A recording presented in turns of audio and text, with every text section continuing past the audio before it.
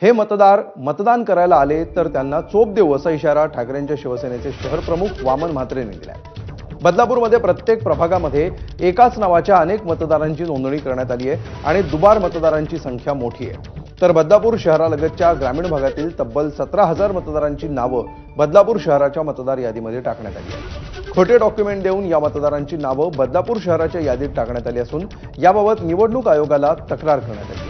या सर्व मतदारांसह त्यांची नावं टाकणाऱ्यांवर देशद्रोहाचा गुन्हा दाखल करावा अशी मागणी बदलापूरचे शिवसेना शहर प्रमुख वामन म्हात्रे यांनी केली आहे। कर्जत विभागातले बाजूचा चिखलोली असेल, भिवंडी विभाग असेल, शहापूर विभाग असेल, कर्जत विभाग असेल, या ठिकाणचे बरेचसे काही उमेदवार आहेत।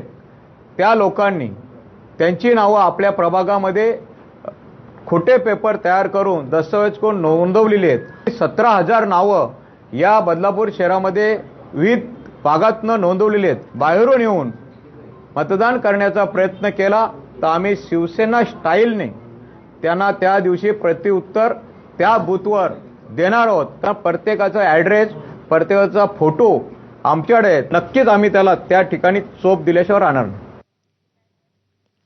तर बाळा नांदगावकर आज तब्बल 24 वर्षांनी सेना भवनामध्ये गेले। विरोधी पक्षांची पत्रकार परिषद होती आणि त्यासाठी बाळा नांदगावकर सेना भवनात गेले होते। यावेळी त्यांनी सेना भवनाच्या पायऱ्यांना नमस्कार केला।